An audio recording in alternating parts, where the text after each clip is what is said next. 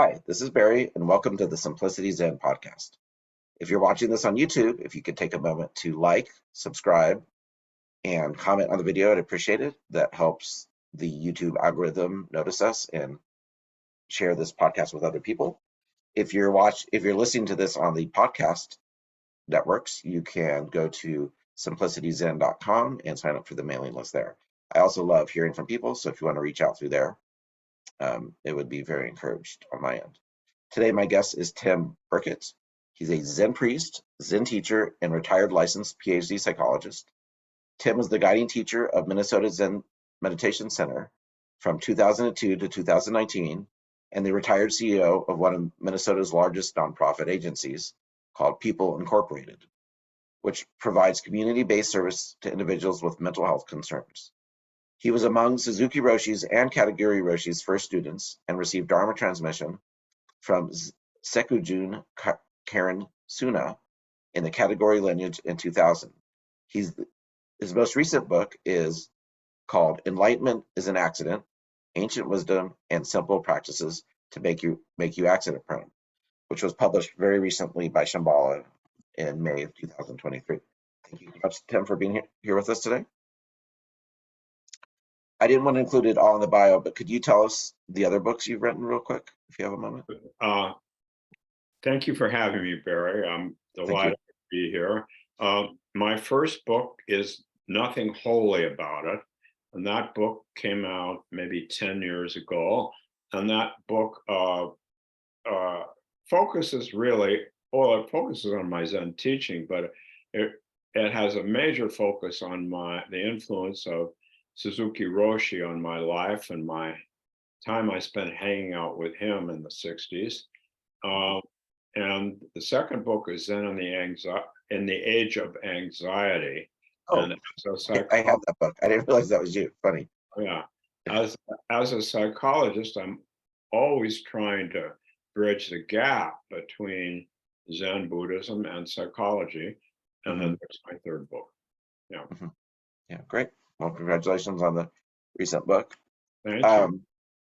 So you were I don't want to say abbot because you guys called it guiding teacher, right? Of the of the Zen Center there in Minneapolis. I know you're not retired as a Zen teacher, so what's your current other than being an author? Do you have active students? Are you offering Dokusan? Do you have a sitting group?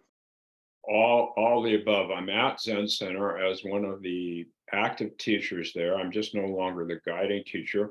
One of my former students is the guiding teacher, and another of my former students is the assistant guiding teacher. But I teach classes. As I was telling you, I just co-taught a class on Zen and science. I give Dharma talks often on Sundays.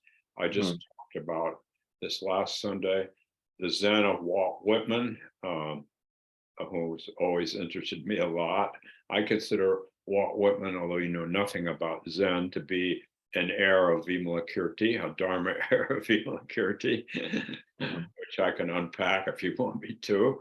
And I mentor a lot of people. I developed about 8 or 9 years ago at our Zen Center a mentor program to mentor people one-to-one, which I do people who live here and people even in other states. They have to become a member. But I developed that because in Zen, the relationship between the teacher and the student is so important. And the sense of kind of hanging out and getting support and intimacy, so important. And I was just very lucky in the 60s, before anybody knew Suzuki, to just hang out with him. Now, our dokusans were very short, but I drove him places. I had meals with him. I did stuff with him, and he was always coaching me, sometimes in a very subtle way.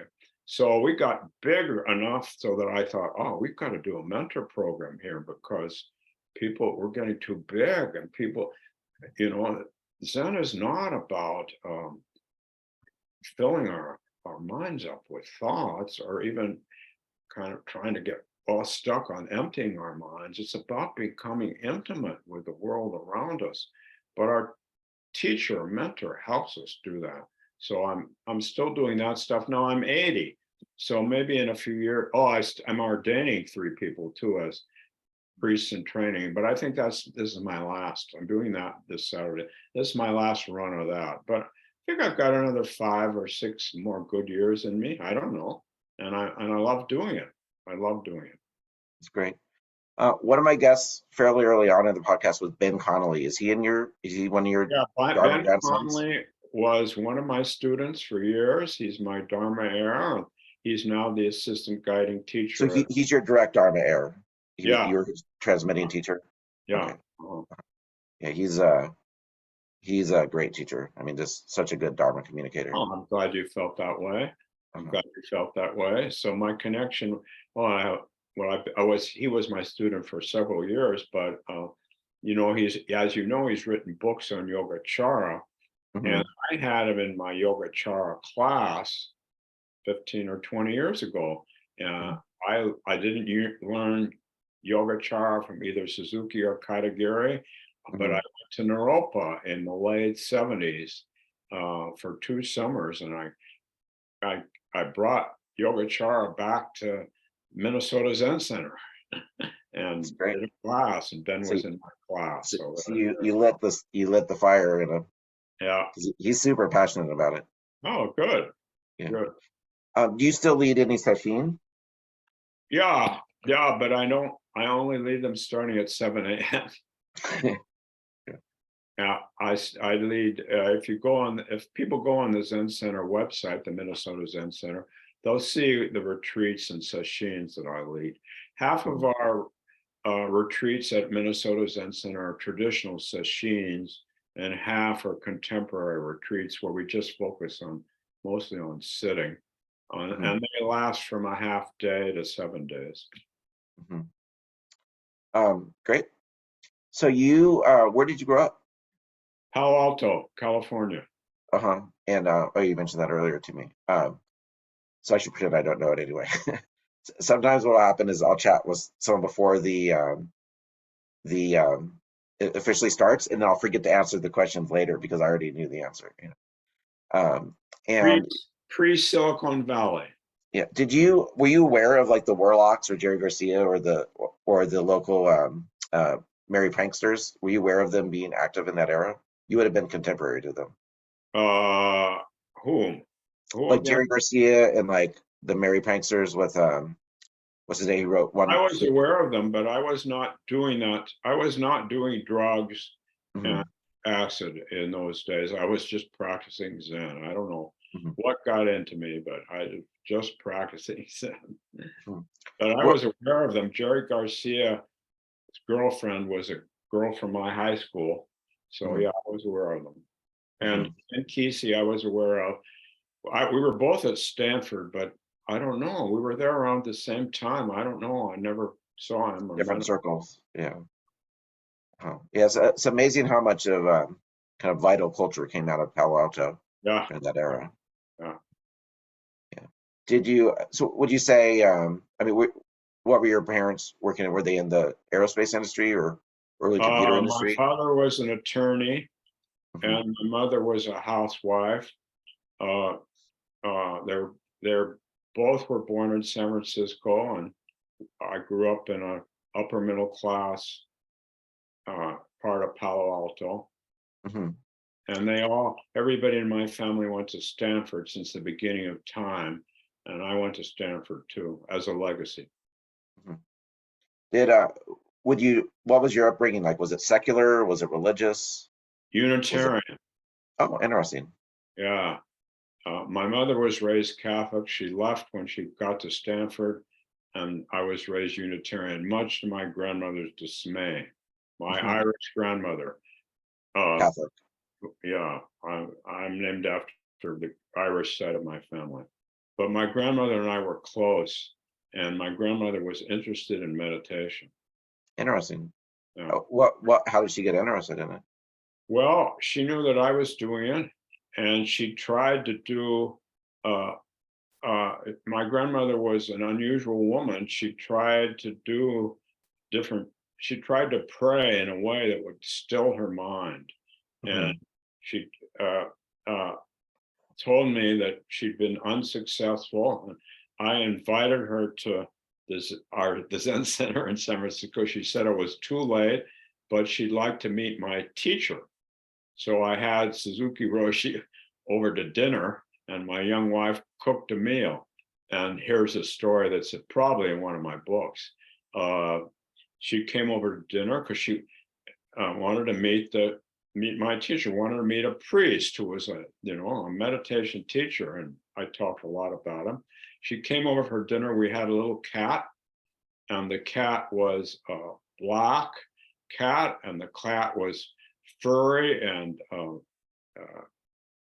moving around, playing, and he saw Suzuki and Suzuki's black traveling robes, and he was just fascinated, and he began batting at Suzuki's black traveling robes.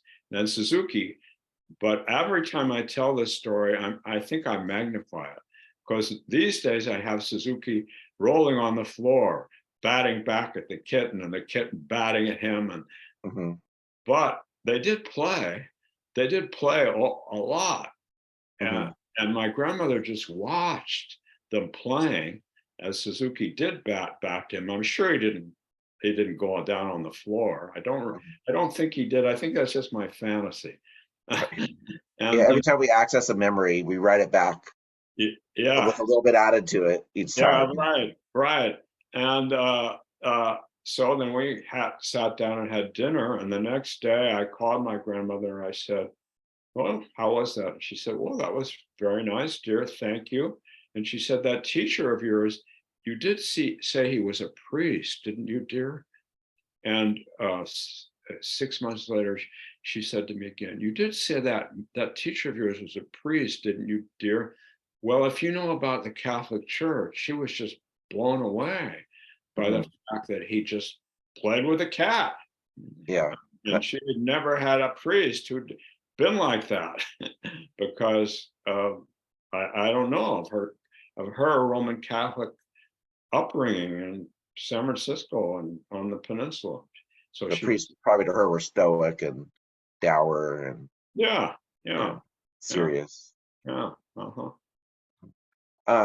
What? So growing up as a Unitarian, did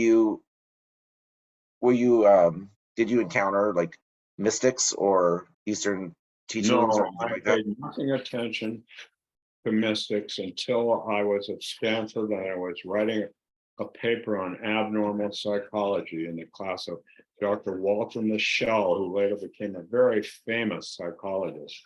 And the paper was, I decided to choose this paper, to do a paper in 1964 or 65 on psychedelics. It was a new phenomenon, even on the West Coast. And I researched it. And as I was researching it, I began reading time and time again about this parallels between psychedelic experience and the experience of the mystics around the world.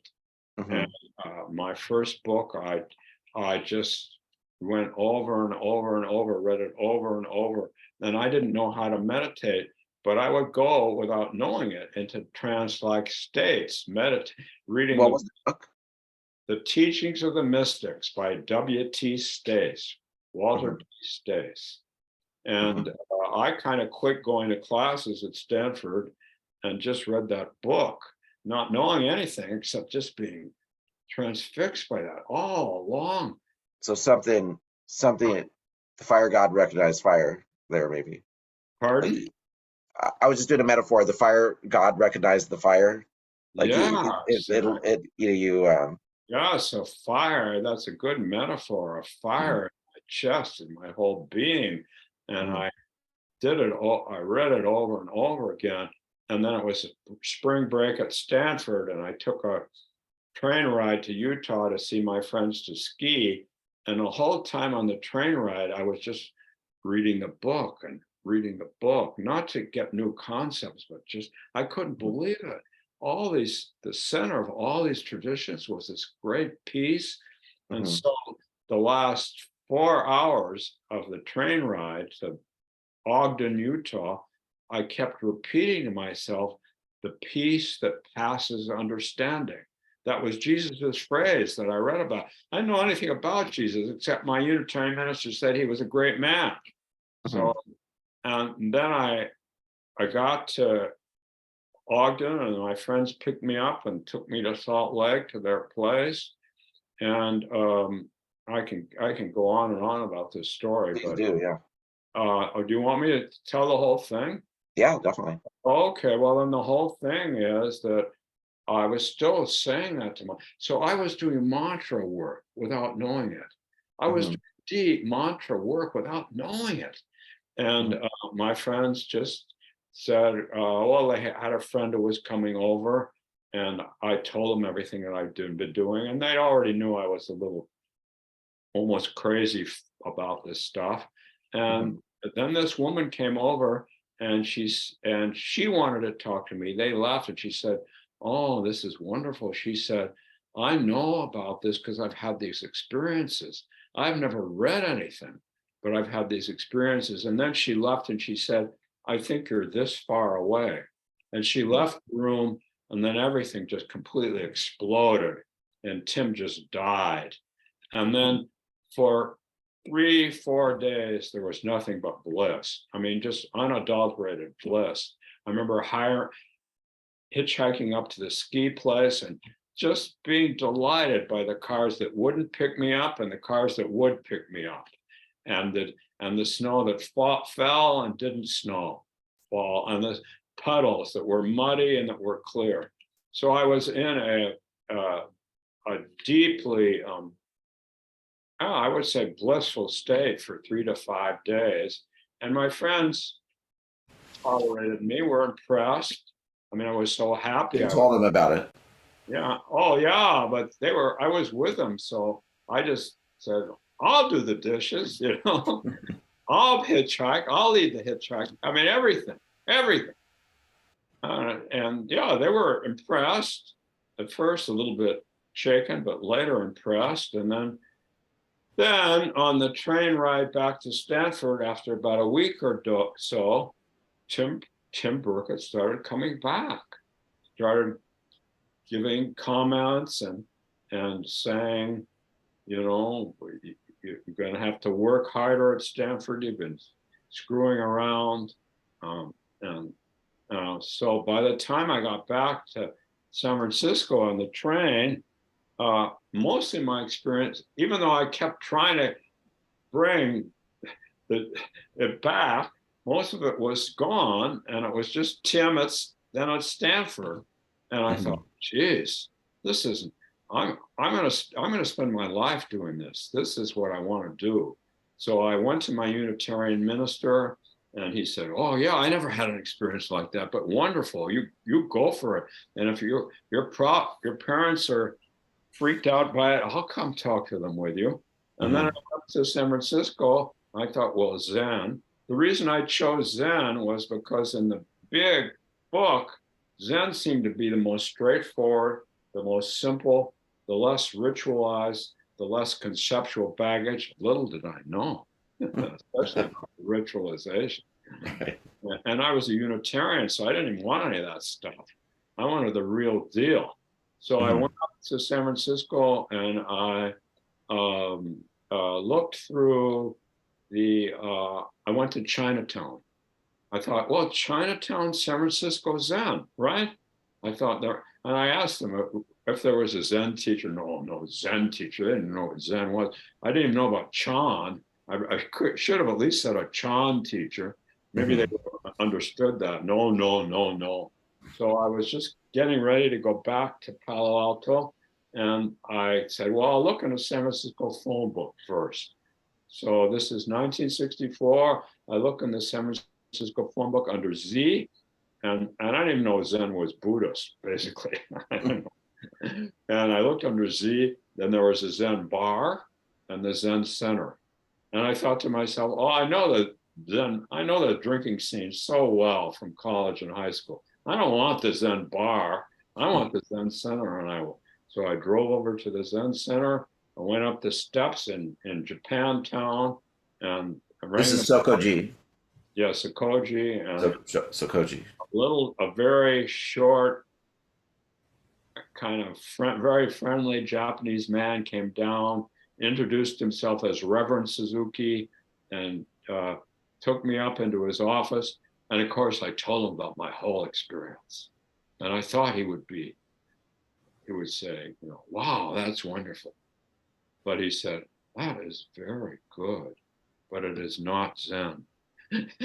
And then he took me to the next room where there was a little Zendo, and he said, let's sit on these cushions for a few minutes together, not talking. And then afterwards he said, and if you come every morning to sit with me, you will get a deep taste of Zen. So Is this story in Crooked Cucumber? Because it sounds really familiar. I think it's in my first book. I doubt if it's in Cucumber. Maybe David did interview me. Maybe. Yeah. Yeah, it's ringing a bell. And what was your initial impressions of Suzuki? That he was really cool. That he was really kind of wise and soft and wise. Although I was a little bit annoyed by him telling me my wonderful experience wasn't Zen. I felt, well, his English isn't very good, but he seems wise, so I'm going to do what he says. And basically, I did what he said for the next 5 years. Did you begin a daily practice right away, or did you ease into it? Right away. He told me to. I couldn't really sit with them every day because I was in Palo Alto, which is 30 miles south of San Francisco. But I went up there twice a week from then on until he wanted me to develop a Palo Alto group, which turned into the Los Altos group. And that's the group where they recorded Zen Mind, Beginner's Mind, right? Yeah, I heard him give those talks. Yeah. I heard those talks. Yeah, that's awesome. Who are some early students you remember from?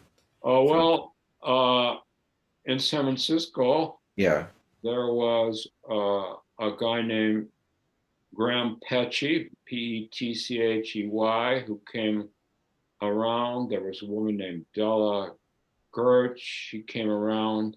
There was a guy named Bill Kwong. He came around. I'm shutting my eyes because I'm just trying to remember. There was people that faded away. The people who didn't fade away, who came around a lot, were Bill Kwong, Mel Weitzman. He was a taxi driver in Berkeley. He came around. Silas Hoadley. He came. How about Baker? Was he there yet at that point? Yeah, but he never came around. He was just he'd just fly through, and he never really sat with us. Starting in '64, he never was around. We heard about him. We heard he was, and I'm going to be a little bit sarcastic here. We heard he was a big deal, and he never came around. Because at one point he was sent to Japan, right? Yeah, he was sent to Japan later. Yeah. Later. I wonder when that was. If he was sent to Japan, the late '60s. What was the vibe around Suzuki? Were people like super amped up? Was it a relaxed scene? Did people seem to kind of like have a lot of transference towards it? As the '60s wore on, he got to be a big deal, and everybody just worshipped him. So by the time I left, he was worshipped as kind of the Zen master guru, and I never really liked that very well, frankly. That wasn't the Suzuki you met? No. Yeah. No. Did you guys have any early sessions or anything like that? Yeah, I started going to sessions in '64. We had no oryoki in '64. We ate with knives and forks and plates. Oryoki was not introduced till I'd been going for 3 years. And I was, why are we doing this oryoki thing? I was always more of a Unitarian. I mean, I've taught oryoki now for years and done it with my students, but sooner or later, I think if Zen is really going to catch on in this country and maintain itself, the way Insight Meditation Society has, we've got to divest ourselves of more of these things. So what was so you'd had that mystical experience, and then you started doing Zazen. What was your experience of Zazen like? Did you take to it right away? I was able to go into pretty deep meditation fairly early on, but I never had an experience like that again until I went to Tassajara. I was at the first practice period in Tassajara in 1967. I can tell you that whole story if you want. Yeah, please. Okay, so I was at the first practice period. My wife and I went. I just graduated from Stanford, and we were there for 2 months. And I was very, very committed. Well, I was just first of all, I'm a Taurus. Second of all, I'd had one deep enlightenment experience already. Third, I loved Suzuki and I believed in him. I trusted him, completely trusted him. So for that first 2 months, I was, just totally devoted. I wouldn't even talk to my wife much. We were in a cabin. Was your wife a practitioner too? Yeah. No, I didn't talk to her much. I didn't talk to anybody much. I just wanted to do the practice. And I just did it. I did it. And then at the end of the second month, I guess it was the end of the second month, maybe it was the end of the first month, I don't know. We had a 7-day Rahatsu and, not Rahatsu, 7-day summer sesshin. And on something like the 5th day of it, I was having a really hard time, but I was only having a hard time, not because my mind was all over the place, but because I was concentrating so wholeheartedly that I just, and I was bathed in perspiration. Of course, it was summer in Carmel Valley, but still I was bathed in perspiration. And I went to Doksan with him, and he said, you've been swimming in the ocean. Go change your shirt. So I went and changed my shirt, and then he said, then come back and see me. So I came back and finished my Doksan with him, and he said, oh, you've been swimming in the ocean. You've been having a really difficult time. And he said, I want you to repeat a mantra. And I thought, a mantra? This is Zen? This is a mantra? He never even taught us to watch our breaths the first couple of years. I have a whole story about that. So but I didn't say that to him. I was just delighted. My teacher's giving me mantra. So what mantra? Well, of course, gate, paragate, parasamgate from this Heart Sutra. So he signed you that line. Yeah. And I said, well, okay. I said, should I repeat the whole long thing or just the gate or the paragate? So he would repeat the whole thing, but then he looked at me really intently and he said, but it's all the same. And so I just, as if my life depended on it, I just repeated that mantra for, I don't know how long, 24 to 36 hours while I was doing everything, eating, working, sitting. I don't remember sleeping. I don't remember staying up all night. I don't know. Maybe I did it. Maybe it was, I have no idea. I just repeated it.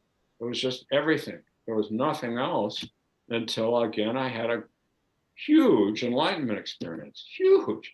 And Tim just died completely again. He was just gate. Talk about gate. Gone, completely gone. And I started laughing, but I suppressed my laughing. So I was this in the Zendo? Where did this happen? In the Zendo, but I went like this, and I ran out of the Zendo into the woods, laughing with just joyful sense of communion with everything and everyone, because Tim and all of his worrying were just gone. and then a little crying too, because the poor boy, I was crying because of all the poor boys suffering. I was laughing and crying ecstatically way out in the woods so people wouldn't hear me.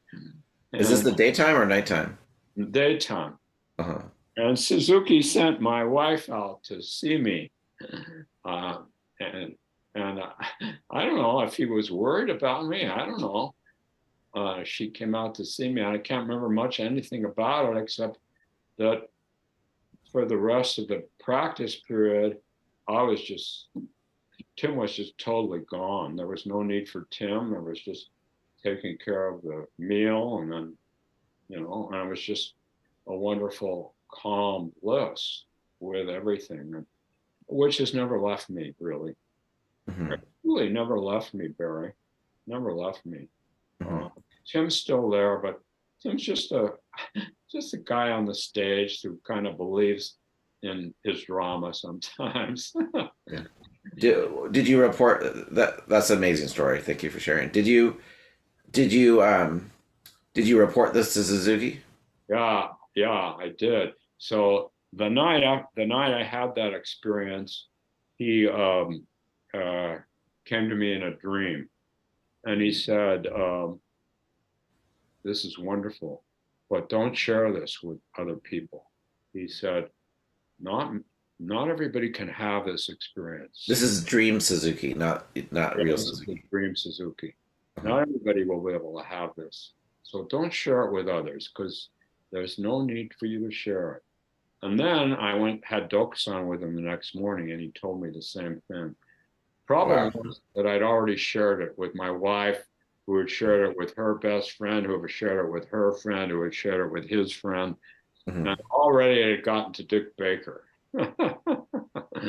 And so Dick came to see me. "I hear you had an experience." There you go. So then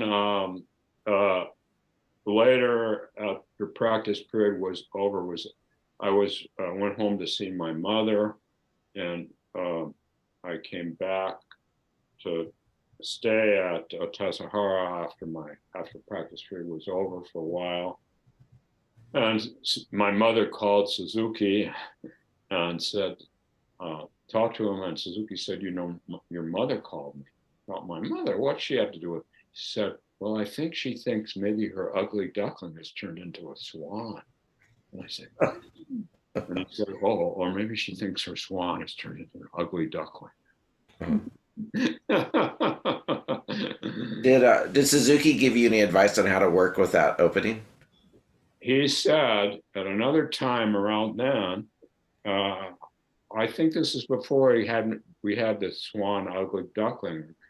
I think this may be a week or two after the Tassajara experience. He said, he called me in his office. He said, "Now you've attained so-called enlightenment." I said, "Yes." He said, "Take care of those shoes." And those are my kind of muddy shoes by the door. Mm-hmm. That's all he said. That's all he said. Love it. Yeah. Who were some of the people you kind of connected to back in Tassajara that day that were kind of that stand out as people in your memory from that time? Well, I didn't connect with too many people. I was too kind of focused on doing my practice. But mm-hmm. Silas Hoadley was there. Dick Baker was there. Was Reb Anderson there at this point, or was that later? He came. I hadn't started practicing yet. Mm-hmm. This is 1967. David Chadwick was there goofing off. Mm-hmm. He was a goof off. How would he's in his books and in his interviews, he self-labels himself as a goof off a lot, but he never really gives examples. Like, what would he do? Was he just kind of a class clown or drinking a lot, or he slept through early morning zazen? He got away with it. Suzuki seemed to be enamored of him. Of course, Suzuki was enamored of anybody who was serious in this. Any serious practitioner, Suzuki was enamored of, and I think he could tell it. So, who got away with sleeping through early morning zazen? David did. I can't remember anything else he did. I don't think he smoked dope on the premises, but he probably did. People Hmm. were smoking dope. Oh, there was a lot of dope smoking going on. Hmm. After all, Really? these are people who, we're all from San Francisco, from the Haight-Ashbury, and now we're down at Tassajara. You think we're not smoking dope? But Mhm. not me. I was just too into this. I didn't smoke any dope. So, so jumping ahead years later, let's say a student of yours comes to you and they have a powerful opening of the same sort. What kind of advice would you give them, or how would you work with them on that? First of all, I congratulate them and Hmm. I say, um, now I talk to them about how to live their lives, and I have to tell you, I'm telling this to you frankly. I don't know if I should in front of your audience, but I am. I mean, I've mentored lots and lots of people, but very few people have these full, full blown uh, enlightenment experiences without psychedelics. Very few people, but a few Hmm. people have, and I've supported them. I've supported them. And I support them in the emptiness is form teaching, because Hmm. this wonderful enlightenment is great, and at the same time, emptiness is form. That means you treat your shoes more lovingly, and I want to help you treat your shoes more lovingly. The mud on your shoes, your relationship with your wife, because emptiness is form. Yes, form is emptiness. Wonderful, good for you. And so I'm kind of like my teacher was that way, I guess. I don't know. I guess I am kind of. Does I that make remember I had a little opening experience on the way to work once, like after a session, and when I got to work, I couldn't stop cleaning. I was just compulsive, and I'm not much. I'm kind of a, I don't want to say slob, but I'm organizationally challenged with items, and like, um, but I was on my hands and knees scrubbing underneath yeah, my cubicle, and like I felt clean and so clean inside. I wanted everything else to be yeah. equally clean. So I the just practice of Shikon, uh, mhm. your audience know the word Shikon? Shikantaza, just something. Yeah. Yeah, Should I explain that, or do you? yeah, definitely. So Dogen's whole thing is Shikon Taza, just to sit, Hmm. just to sit, just to sit, just to sit. But I had and without technique, although I do take lots of technique now, back then we didn't get technique. We just to sit. Shikon, you give yourself completely to the sitting, moment by moment, without techniquing anything, just being there, just being. So I had a friend after Tassajara who uh, uh, knew whom I knew pretty well, and he wanted to go to Japan to practice Shikon Taza because he thought we don't do enough zazen in San Francisco, and Hmm. uh, there are some places in Japan way back then they did lots and lots of Shikon Taza. So he went to a place in Japan which specialized in Shikon Taza, but he didn't realize he was going there at the beginning of the tourist season. And it was the tourist season. So the tourists were coming, and everybody, all the monks had to take care of the tourists. They had to clean, they had to serve the tourists, they had to give meals, they had to do the dishes. Do you know And what monastery this was by chance? no, I don't remember. No. Hmm. Okay. Anyway, sorry for interrupting. Go ahead, please. Yeah. And they didn't do any more zazen, any more shikantaza than we did in San Francisco. I think we were doing 2 periods a day in San Francisco. And it, and so he was frustrated. He went to the teacher and he said to the teacher, I came all this way to do shikantaza, and I corresponded with your Eno, and he told me this was the place to do shikantaza. But look at what we're doing. We're only sitting twice a day. And I came all this way. And the teacher said, oh, big misunderstanding. You know, understand Shikan. Shikan Taza. Taza mean to sit. Shikan mean just to. Shikan do dishes. Shikan serve guests. Shikan go to toilet. you have big misunderstanding. We, I say to everyone, we only practice Shikon here. So he said, you can practice Shikon too, to my friend. And so my friend went back and did it all, just follow the teacher's advice. And it was pretty good. It was pretty good. My friend got a pretty good experience. And then one day he opened the wrong door, thinking he was opening the door into the dining room, and he was opening the door into the teacher's kitchen sitting niche. And there was the teacher sitting, and I don't know if you know much about Japanese teachers back then, but a lot of them smoked cigarettes. Mm-hmm. There was the teacher sitting there smoking a cigarette, reading the paper, listening to the radio, and eating rice. And the student said, what? I've been practicing Shikon just like you told me. One thing, and then another, and then another thing. And look at what you're doing. And the teacher said, oh, big misunderstanding. I Shikon, smoking my cigarette, listening to music, reading paper, simultaneously.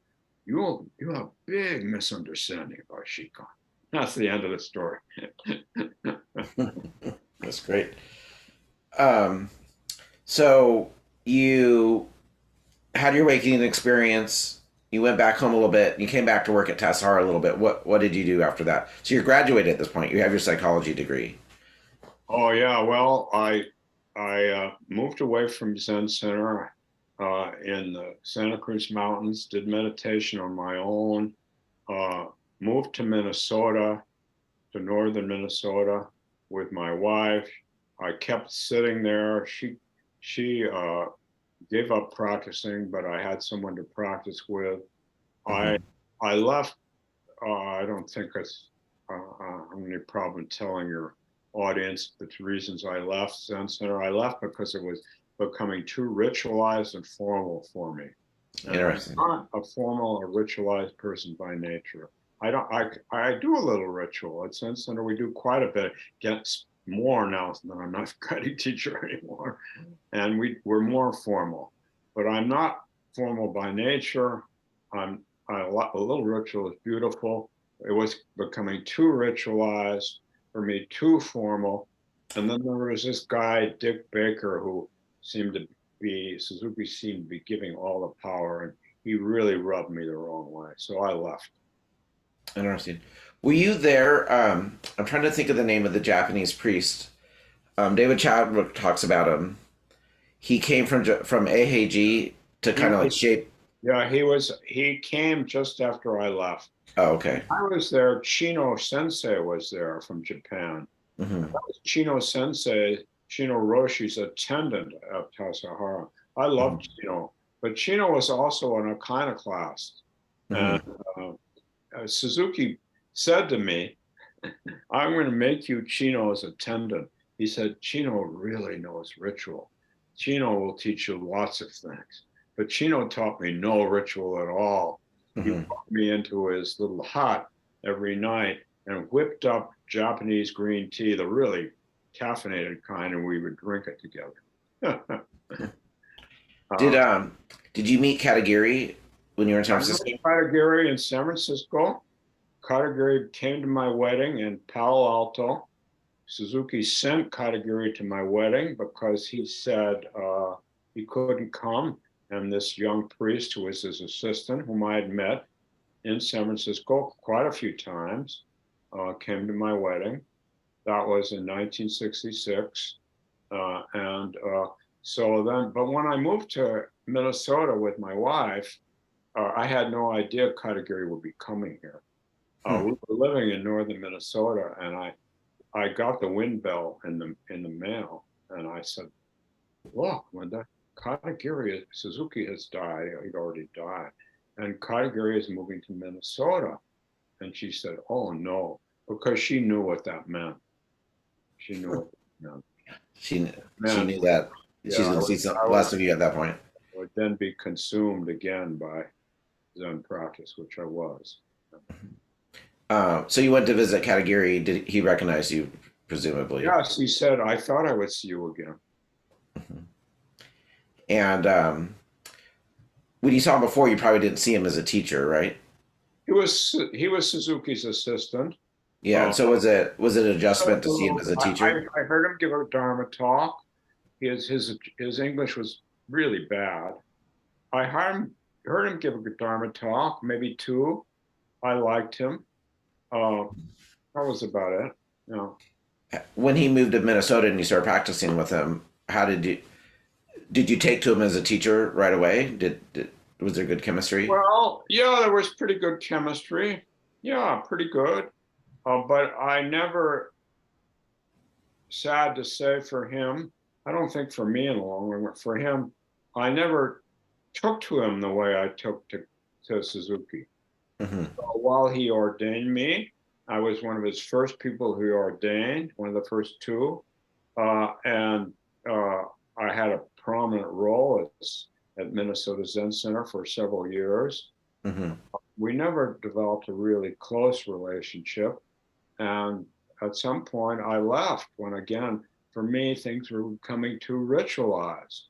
As these Japanese teachers got older, these two in particular, they wanted to just give us the real deal. So they ritualized things more. I remember him saying, a policeman should always wear his uniform when he's on the job. And I thought, oh, come on, give me a break. I mean, he said that in a Dharma talk, meaning that I should wear my 3 layers of robes. And even then I thought, oh, I'm not doing that.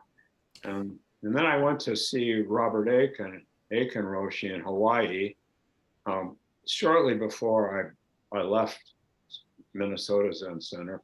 And Aiken, I was really encouraged by my time with Aiken Roshi. And then I came back and thought, I'm going to do my own thing. So I went and did my own thing.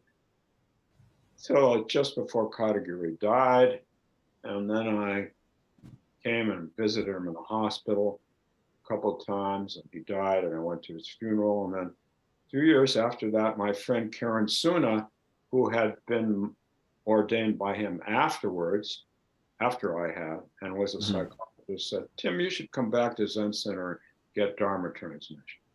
So I did. She gave me Dharma transmission. And then not too long after that, she said, Tim, you should take over. I want to retire. And I said, well, I have another full-time job.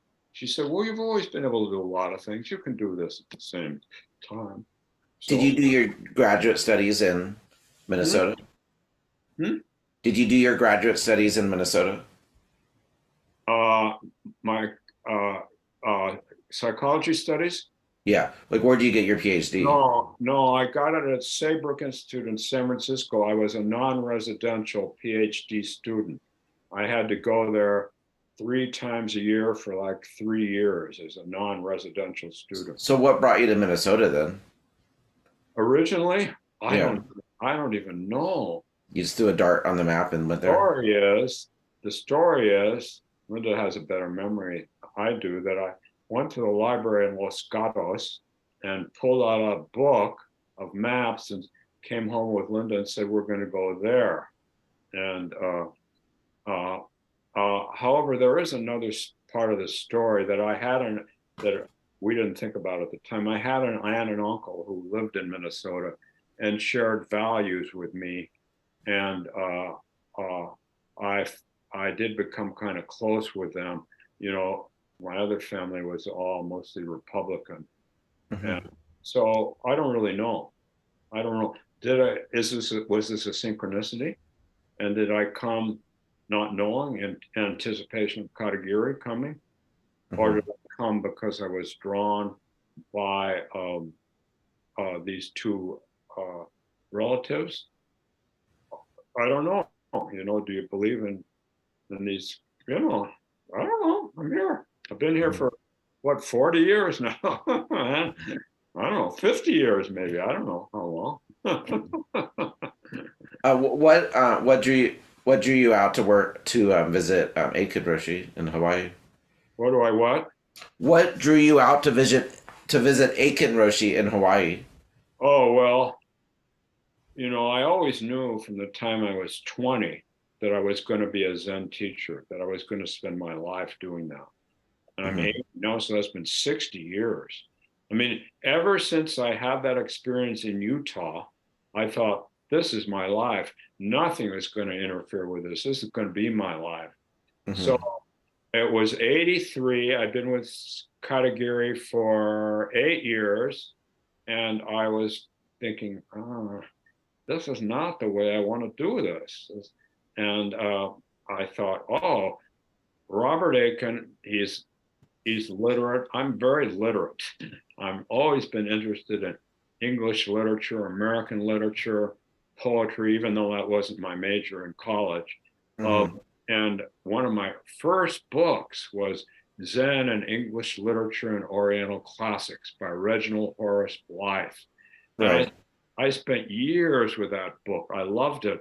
And then I read that Robert Aiken was introduced to Zen in the concentration camp in Japan by R.H. Blythe during the war.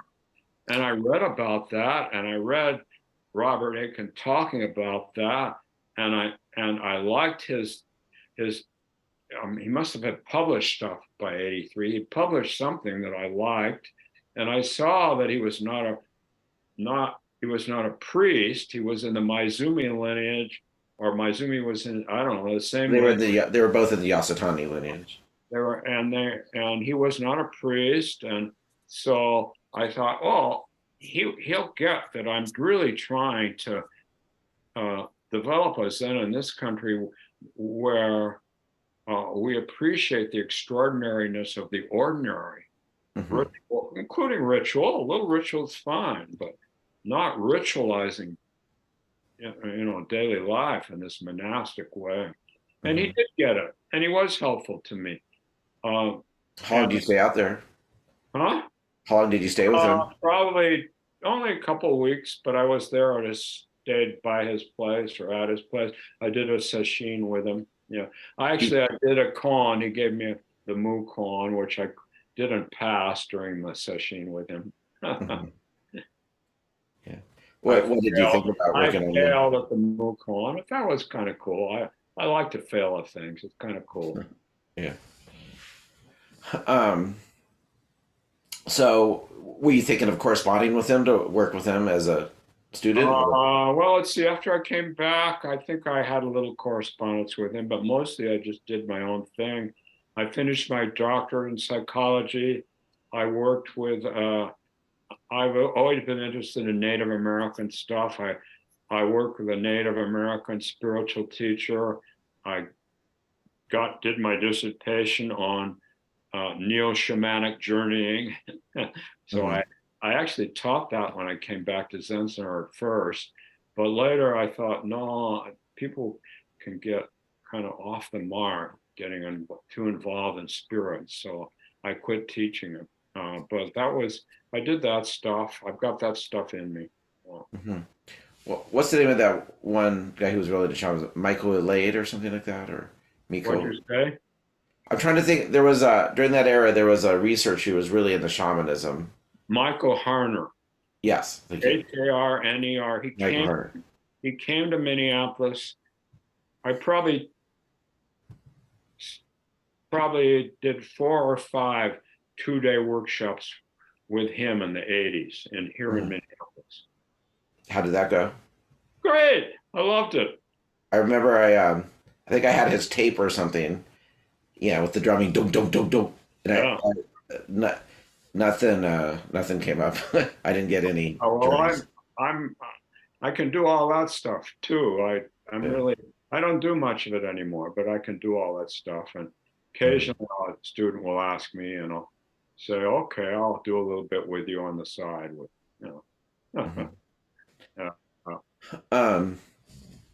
So I have a couple questions here. Which one should I ask first? So, okay, I'll ask this one first. So you're clearly not in love with Japanese Buddhist ritual. No, although I really appreciate the lineage, my teachers. Dogen is a wonderful, he's a philosopher king in the best sense. Where, for my, Plato talked about the philosopher kings, but Dogen is, I think, the philosopher king in our tradition. Also, I love Japanese aesthetics. I love the way raku pottery, uh, uh, rock gardens. Oh, I love so. I'm not a Japanophile at all because I'm too individualistic. My daughter has written a very famous book. My daughter is much more famous author than I am, called Culture Maps, about all the different cultures in the world. She teaches around the world about different cultures. Japanese culture and American culture on the spectrum of individuality toward conformity, they're like this. And Japanese Zen, it mostly comes out of this total conformist, formalized mode. And I've always wanted to bridge the gap because, especially Unitarianism, I don't know if you know anything about Unitarianism, but it's totally individualistic. And so my teaching is, coming out of Huayan and Chinese Chan, the individual, if he, she, they are just themselves, with all the shoulds and the worries and concerns, they feel undivided from everything. And if they feel undivided from everything, then they appreciate everything. And so there's no gap between individualism and undividedness. That's the Indra's net, which I think I write about in my first book, or maybe my second. Indra's net, in which the jewel, which we can call Tim or Zen Tetsu, if we want to use his Buddhist name, or Barry, we're just our own jewels, and yet we reflect all the other jewels just as we are. We don't have to do anything. We reflect them all. It's true. It's true. That's all my teaching. I don't have any more teaching than that. What more do I need? That's awesome. You did leave 2 Zen centers because you didn't like the ritualized aspect, and then you were put in a position where you had to lead a fairly traditional Soto Zen center. Was that how did that work out for you, and how did you navigate that? Well, the first thing I did was say half of our activities are going to be traditional and half contemporary. So half of our retreats are contemporary, where we don't have any ritual. Our Sundays, we have no ritual, although we do the 4 vows at the end. And I tell people not to bow. People bow anyway, but don't bow. I bow, but no. So that's what I said, half contemporary, half traditional. If you want to be ordained by me, that's what you're going to do. And that's what everybody has done. But now that Ted and Ben have taken over, I can see how much more they are into the traditional, but they still honor what I did. The retreats are all half contemporary and half traditional. And even our sittings, our evening sittings, are half contemporary and are all contemporary, and our morning sittings are traditional. And but I will lead a traditional ordination ceremony in a week. Although I do tell my people, you don't have to wear these layers if you don't want to. Look, I don't wear them, but usually they want to wear them anyway. So when let's say you're going to lead a traditional session, do you wear your koromo and your kesa and all that? I wear my kesa. What's that? We think, historians think that kesa really does go back to the beginning. So you wear your kesa? Yeah.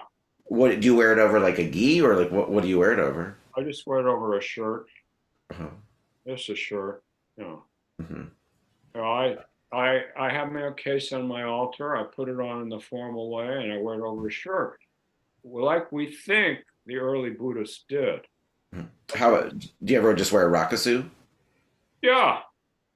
yeah, in our informal, all our informal things, I wear Roxu over my shirt. Mm-hmm. But my students, even my students who become teachers, they all seem to like to wear black. You know, if they're going to wear black, I'm going to wear red.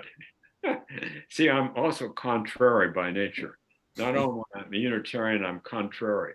You know, I got about, I teach Nagarjuna's tetralemma a lot. You know, you say this, I say that. You say this and that, I say neither this nor that. Did you get to know Mel Weitzman at all? He's very much like that with his I teaching. didn't know him all that well. Yeah. Yeah. Yeah. And I have a whole chapter in my last book on dancing with the tetralemma. Um, so you've transmitted some people. Do you know off the top of your head how many people you transmitted? About a 10 or so. Okay. And you've also mentioned that not that many people can naturally have a deep kind of opening Kensho type experience. It's just kind of not in their DNA. Well, So that's my experience. I don't talk about it at all at the Zen Center. yeah. So I'm saying something to you and your audience that I don't usually say. Yeah. So I'm wondering what given that presumably not every one of your students has had that type of opening, what are you looking for in a Dharma error? Like what's the criteria that would make something? I'm looking for practice enlightenment, you know, Dogen's term, practice enlightenment as one term, commitment, sincerity, adherence to an ethical code, belief in the power of Zazen, or I don't just do Zazen, meditation, Buddhist meditation. So I teach all kinds of Buddhist meditation now, not just I'm not a Fukan Zazengi guy. I think Fukan Zazengi is beautiful, but the Zazen I teach, says Dogen, is not meditation. And then finally it goes through all the forms, and I can do all the forms. I do them fine, although I'm getting a little stooped over. You know, I put the roof on my tongue on the roof of the top of my mouth. I keep the cosmic mudra, but then we're waiting for him to keep telling us how to meditate. Although he says it's not meditation, he doesn't. And then finally we want at the end him to tell us what to do. And he says, and how do you do this? Think non-thinking. And how do you do not think non-thinking? By non-thinking. And that's the end of his treatise on meditation, which is beautiful for Shikantaza. But it's this whole wealth of practices within Buddhist tradition that I draw on.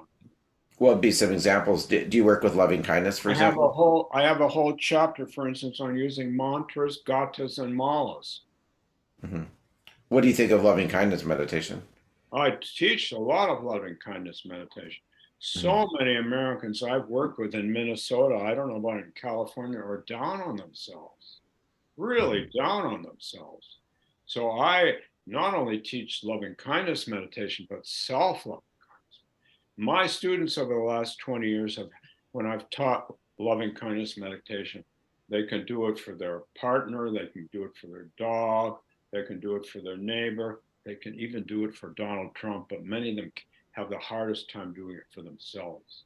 So that's where I put the emphasis, doing it for yourself, helping them practice with doing it for themselves, bringing well, anyway, I have a whole way I do that. I teach that.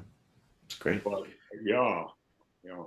So that's actually a good segue to my next question.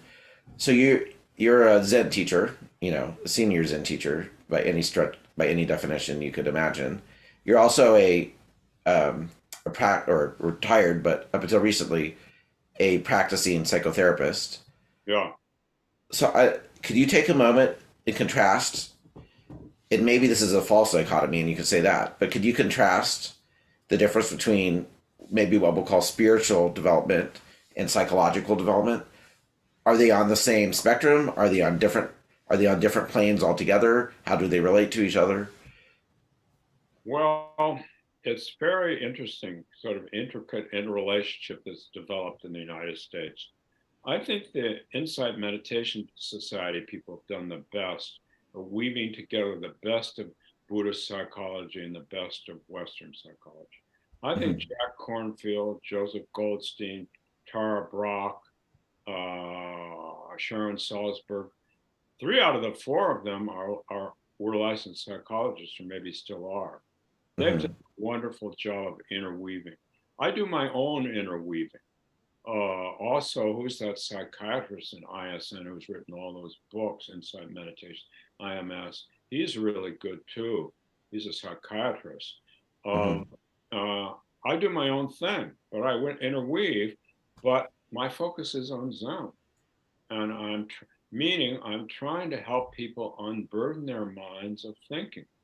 Now, a Mhm. good psychologist also tries to help people unburden their minds of OCD thinking or redundant thinking. So there is a lot of similarity, but I'm also focusing mega on the space between thoughts, the space underlying thoughts, space on type of thoughts, which really is the peace that passes understanding. It's Mhm. Dawkins' let body and mind fall away. It's T.S. Eliot's the still point of the turning world. Um, and so, and of course, you could say I'm into transpersonal psychology, but I kind of don't like that. That sounds too fancy, like you're Mhm. trying to transcend something. Mhm. I'm very suspicious of people doing religious spiritual bypassing. I don't like it. It Mhm. happens too often in Zen, spiritual bypassing. I studied with John Wellwood in 1980 at Naropa about spiritual bypassing. He was a student of Trungpa's who was also a licensed psychologist, and I don't like it. Mhm. Do you how do I articulate this? So let's say someone has trauma from childhood. Yeah. Do you think shikantaza can resolve that trauma, or does there need to be separate modalities? Um, I I I only believe in people who have a lot of trauma from childhood doing shikantaza in limited amounts. Mhm. Um, because I've seen too many examples of people being re-traumatized by sitting facing that wall with no support hour after hour, day after day. I don't recommend that. But we have all these other meditative tools. They can still do retreats and sessions, and Mhm. they can do some shikantaza, but What do you not. assign them instead? Hmm? What do you assign them instead of shikantaza? What kind of meditation do you recommend? Well, I suggest they can do some loving kindness at the beginning of their sit. They Mhm. might want to do a mantra during their sit or during their day. Uh, Mhm. uh, it depends on what they need. Or, I has to do it. I have to do it as an upaya, meaning as a skillful means. I don't know. I just have to kind of be with them, and we have to sort of figure out together what works for them. Um, uh, yeah, yeah.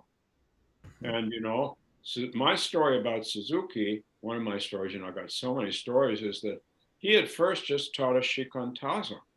And then I had a group in Palo Alto, and I said to teach them how to sit. And he only taught them shikantaza, and I tried to get him to teach them something other than shikantaza, but he didn't, and they didn't come back. And then a few months later, he began teaching watching your breathing, which Dogen doesn't talk about at all. Then Mhm. after a while later, he began teaching people to count your breathing because he understood what Americans needed. Then after a while, even gave me a mantra because he understood that we get flooded. Many Americans, maybe Japanese don't, I don't know. We get flooded in shikantaza by Mhm. overwhelming emotion, by trauma, by monkey mind, just monkey mind diarrhea.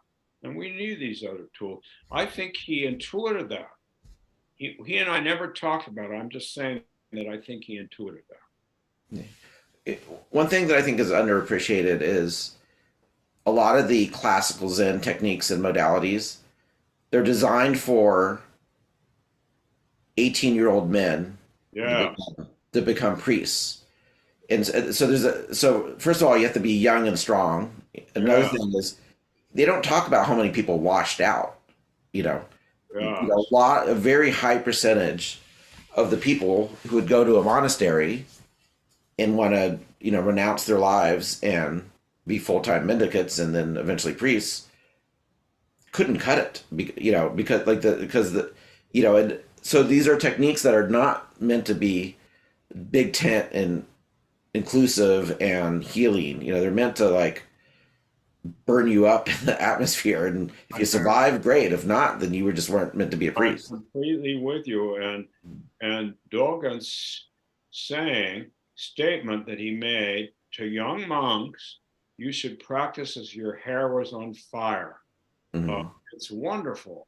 I totally support it. But if you burn up your narrator when you've got trauma, you're just going to be living with trauma forever. You need your narrator.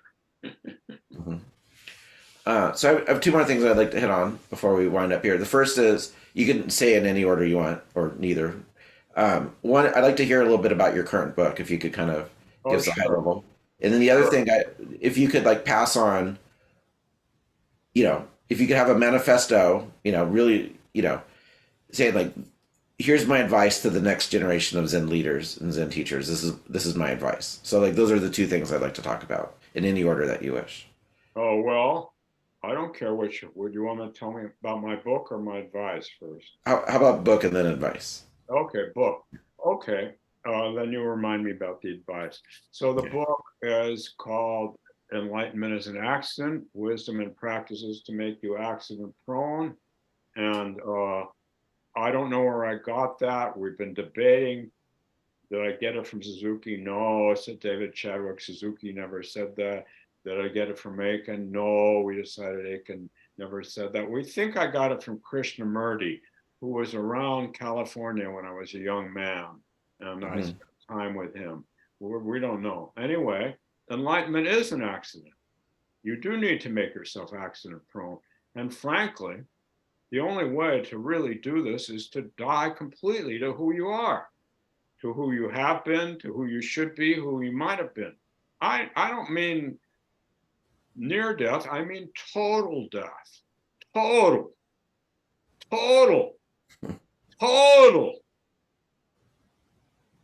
Period. And so my book is about that, although I want to help people. So I say they have to do that, but there needs to be a settling in phase. There's a part one in my book where you settle in working with a mentor, teacher, a sangha that feels good because you need support. You settle in, and you should have a teacher who can help you if possible. Begin to let go of your self-image and your persona that dominates things so much. And then you can, I had a good teacher.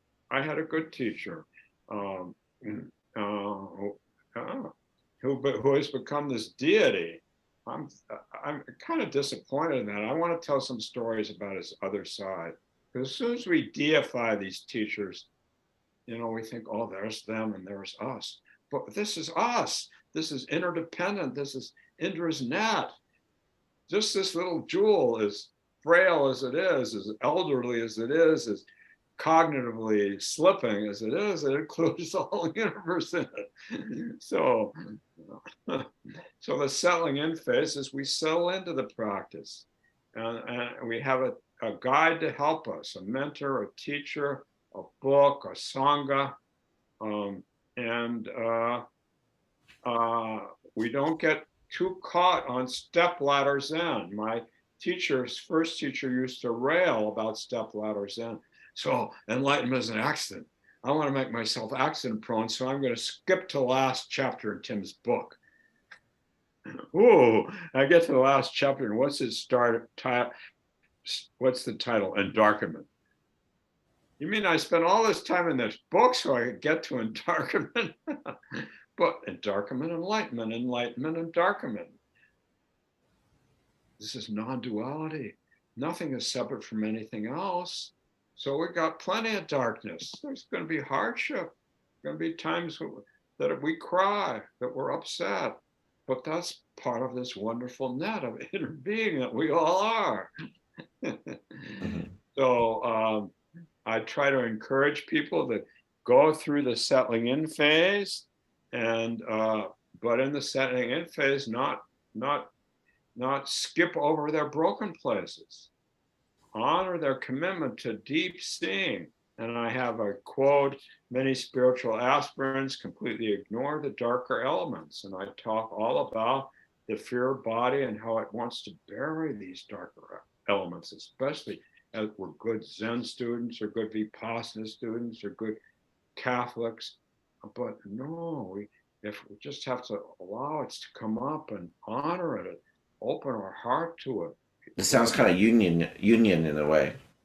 Yes, but we don't need to do Jungian analysis. We can do Jungian analysis, but Dogen says whole being Buddha nature. He doesn't say part being Buddha nature. He doesn't say kick out the shadow side Buddha nature.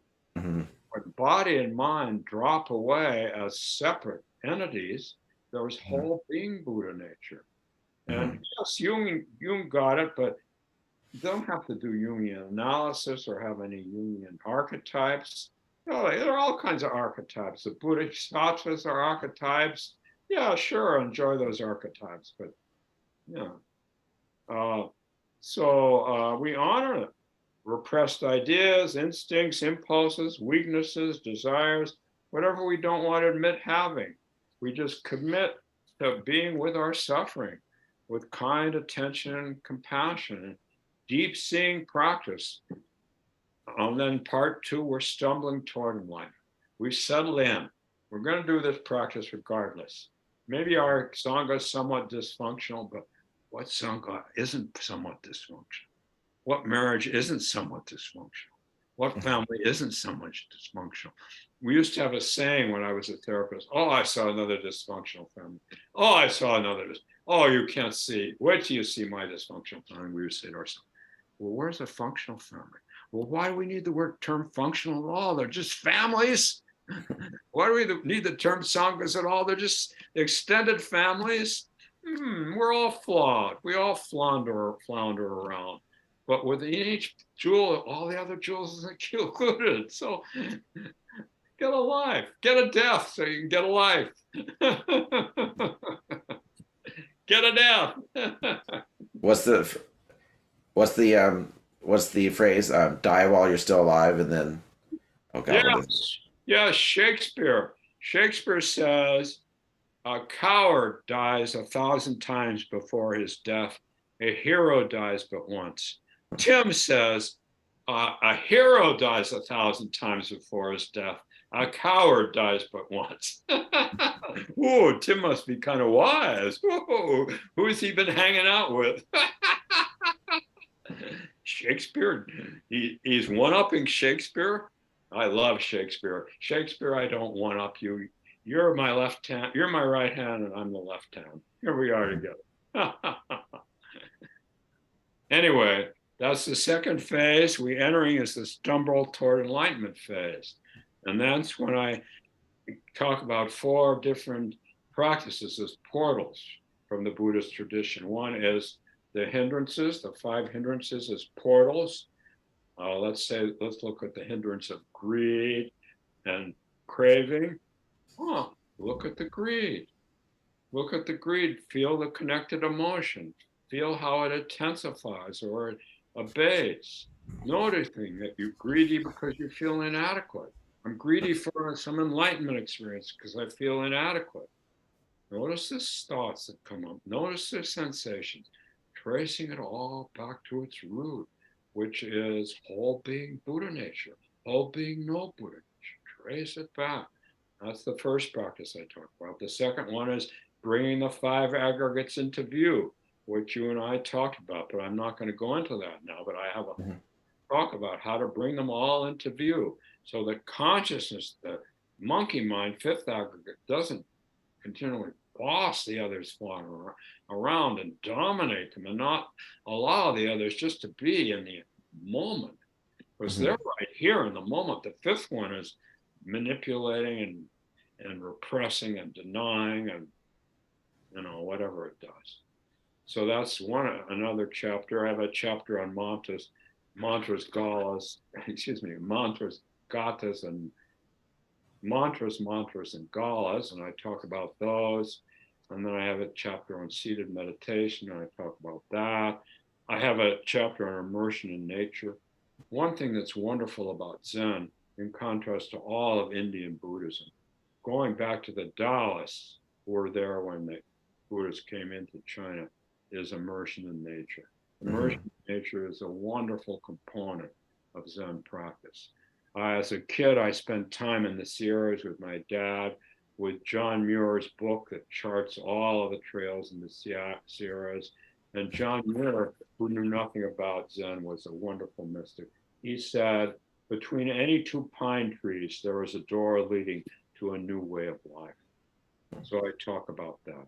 And I talk about Dogen. I talk about Chinese Chan, and I talk about Dogen.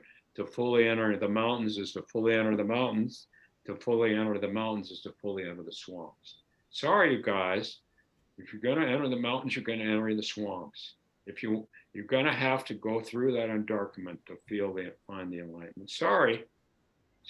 This is a non-dual tradition. Would you correlate this to what? Would you correlate this to like a dark night of the soul phase? Yeah, sure. Well, but more Hakuins than the Christian mystics to a degree, but definitely Hakuins. No. Yep. And Dogen, there are mountains hidden in mountains. So we're sitting so calmly, but we're not feeling calm. But inside, if we just sit with that lack of feeling calmness, we're sitting like a mountain. We will, after a while, manifest mountainness, even if we don't know it. Because, as Dogen says, there are mountains hidden in swamps. There are mountains hidden in swamps. So I talk about that. And then I talk about different ways of practicing with bringing the hindrances into view, the aggregates into view, the mantras, seated meditation, nature, and all of those helping us prepare to fall awake, to fall into wakefulness. When we actually begin to fall into wakefulness, our neurons relax. We develop, as you know from your brain science research, some real neuroplasticity.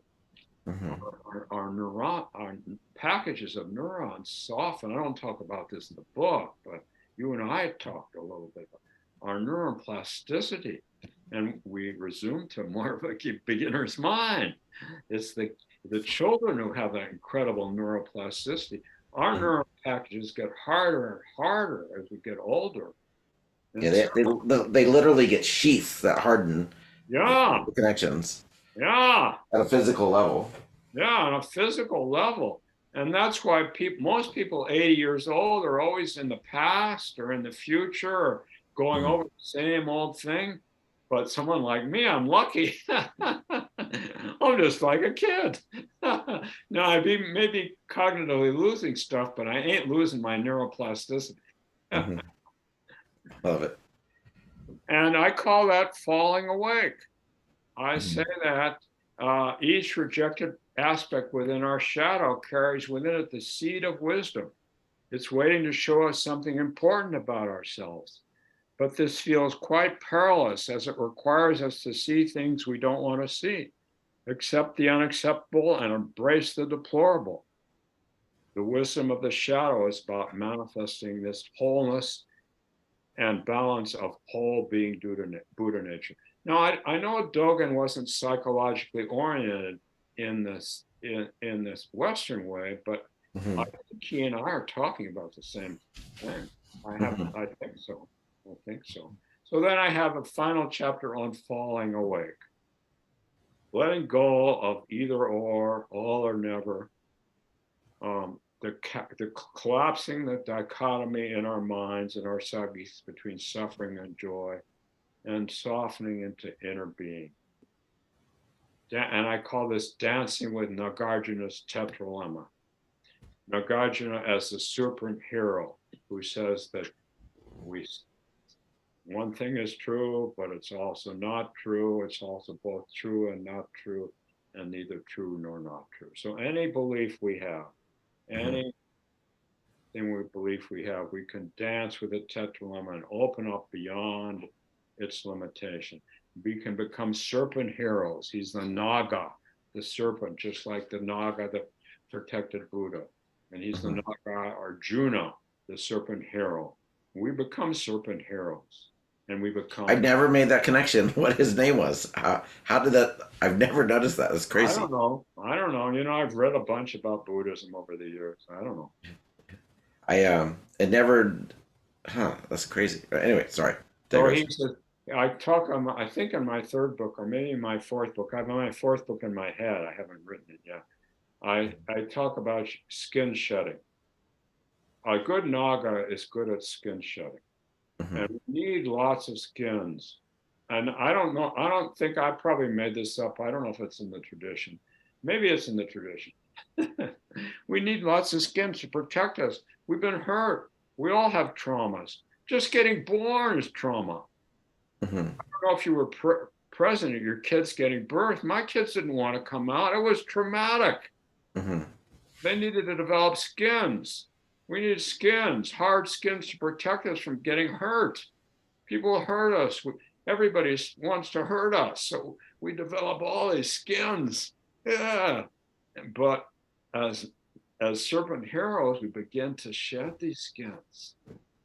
When we can't peel it away, then we might get bloody. The skins will shed on their own by doing these practices. Yeah, Joko Beck called it the cocoon of fear.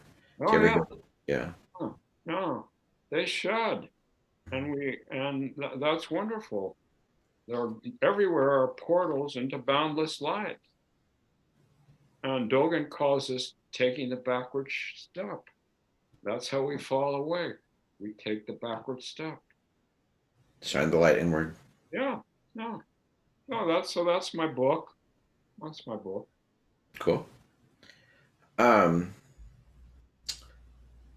Thank you.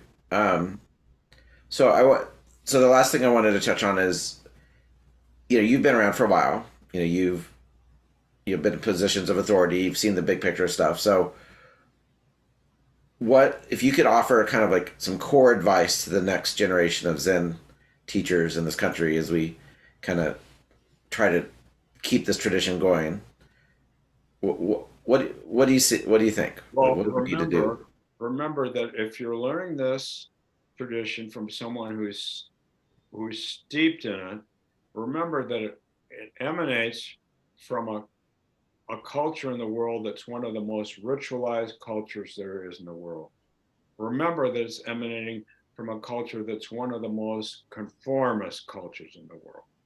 Remember that you live and you're teaching in a culture that's one of the least ritualized cultures in the world, and that's the most individualist cultures in the world. Remember that. Don't throw the baby out with the bathwater, but remember that. Remember that. Continually remember that. Or Soto Zen is going to be this tiny little sect in 100 years, and Insight Meditation Society will have taken over the whole country. I'm just being a little facetious here. Well, I mean, there probably are more insight meditation practitioners. Like our local in Sacramento, there's 3 major main sanghas. And the insight meditation is probably 5 times bigger than the Zen Sangha. All over the country, all over the United States. And yet this teaching of non-duality is not in Theravada even. It's in our tradition. The teacher of humor, the teacher of practical jokes and not getting stuck on forms and rituals and ideas, that's our tradition. Yeah. And I think the one way that Zen, obviously I'm a partisan towards Zen to some degree, but I think one way Zen is special is they've really narrowed in on seeing the issues with conceptual Ah, duality. You know, more than ah, any other form of Buddhism, I think. Like, that's right.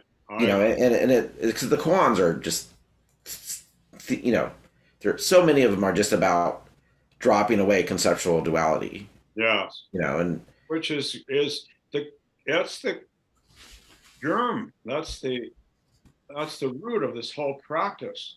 Now, mhm, now remember the Theravada practice, which is the maybe this is too much for me to go on about this, but Insight Meditation Society comes out of the Theravadan practice. Theravadan practice is primarily dualistic. Ours is primarily non-dualist. mhm, There you go. yep, cool. Well, is there anything you'd like to hit on before we take off? No, except this has been fun. Yeah, I It's been fun, and I was supposed to go out walking, but I had too much fun. you need some nature immersion. Thank you for giving me all this time just to. No, I really enjoy it. I think this is going to be a very insightful, helpful interview to people. So Okay. I really appreciate Okay. it. Okay. Well, tell people that they can always, of course, buy my book, but they can come to our Sangha. We're online. Hmm. Also, if they wanted to become members of our Sangha at a distance, they don't have to pay any amount of money. I'll mentor them. Okay. As long as I can, since I'm 80, and I only had take so many mentees, so I can't do it too much. But Mhm. If somebody wanted to contact you directly, is it best through the Minnesota yeah, I don't. meditation? I'd rather not give out my email address. Hmm. Just email Minnesota Zen Center, and they'll contact me. Do you have a Jisha type person to help, or is this Yeah, direct? her name is Kim Johnson. I hired her as my administrator more than 20 years ago. She's Kimberly Johnson at mnzencenter.org. There's a Zen Center general Hmm. email address, but you can contact her. She's my dear friend and been, well, she doesn't work for me anymore. I work for her. But I work for everybody. Yeah. But I enjoy it. I have a happy time. I'm not trying to work from you to show you that I need to serve you. You're serving me. You're all serving me. Yeah. It's kind of like Hakuin says. You know, he was stuck. You're talking about his dark night of his soul. Yeah. He couldn't figure a way out, and then Yeah. and then he discovered the only way out was to serve other people. Yeah. Isn't that beautiful? Yeah. Isn't that beautiful? Yeah. Yeah. Yeah. All right. All Well, thank you right. so much. Yeah. Okay. Really Bye appreciate the bye. time. Thank you.